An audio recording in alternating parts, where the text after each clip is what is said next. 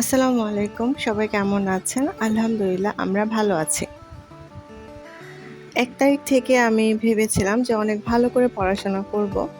কিন্তু আজকে কারেন্টে এত ডিস্টার্ব করছে আর এত পরিমাণে গরম, আসলে এই গরমে কিছুই ভালো লাগে না। তো পড়াশোনাও তেমন হচ্ছে না।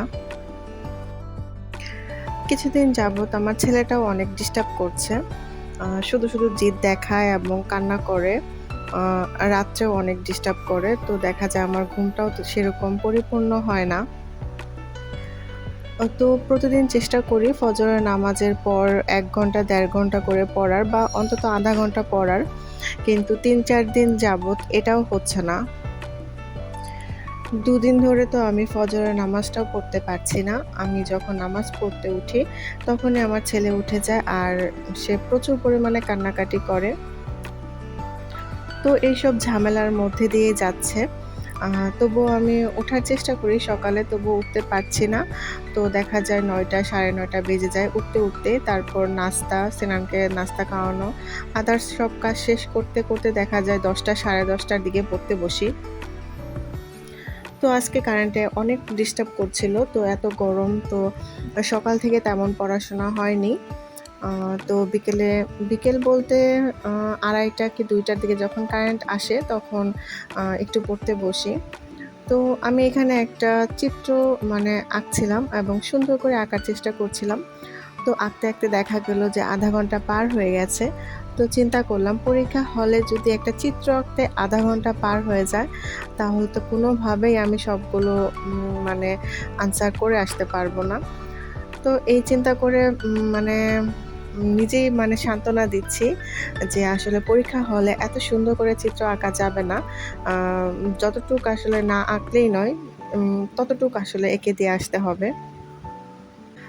৩ ঘন্টার মাঝে আমাদের সবগুলো প্রশ্নের উত্তর দিতে হবে। আর আমার মনে হচ্ছে ৩ ঘন্টাটা আসলে খুবই অল্প সময়। এটা যথেষ্ট নয়। তো আমাদের একটা জিনিস খেয়াল করতে হবে, আ প্রশ্ন যেন অনেক বেশি বড় না হয়। আ নাম্বার বুঝে প্রশ্নের উত্তর দিতে হবে এবং মেইন কথাগুলো উল্লেখ করতে হবে। টু দ্য পয়েন্টে আরকি আনসার দিলে আমার মনে হয় ভালো একটা মার্কস পাওয়া যাবে। তো জীববিজ্ঞানের ক্ষেত্রে আসলে দেখা যায় চিত্রগুলা মেইন। তো চিত্র আসলে প্র্যাকটিস করতে হবে। আমি ওইভাবে প্র্যাকটিস করছি না। কিন্তু আসলে প্র্যাকটিস করতে হবে। আর এত সুন্দর করে আসলে চিত্র আঁকার কিছু নেই। আ বুঝতে পারলেই হলো। কারণ বেশি সুন্দর করতে গেলে আসলে সময় চলে যাবে। আর আসলে সময় বুঝেই পরীক্ষা হলে কাজ করতে হবে। নয়তো দেখা যাবে যে একটা প্রশ্নে অনেক সময় চলে গেল, আরেকটা প্রশ্নে একদমই সময় পেলাম না। এটা করলে চলবে না।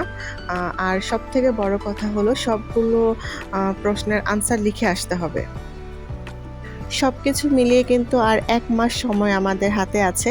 কারণ মাঝখানে যেহেতু ঈদ আছে, আমরা সবাই আসলে ঈদের আনন্দে কিছুটা হলেও অংশীদারি হব। আ অনেকে আছি যে আমরা শ্বশুরবাড়ি যাবো, অনেকে আছে যে শহর থেকে গ্রামে ঈদ করতে যাবো। তো ওইখানে তো ৪-৫ দিন এমনিতেই চলে যাবে। তো সবকিছু মিলিয়ে ১ মাস সময় আছে। তো আমরা সবাই চেষ্টা করব ভালোভাবে প্রিপারেশন নেওয়ার জন্য। তো আজকে আমি এখান থেকেই বিদায় জানাচ্ছি। সবাই ভালো থাকবেন, সুস্থ থাকবেন। আসসালামু আলাইকুম। আল্লাহ হাফেজ।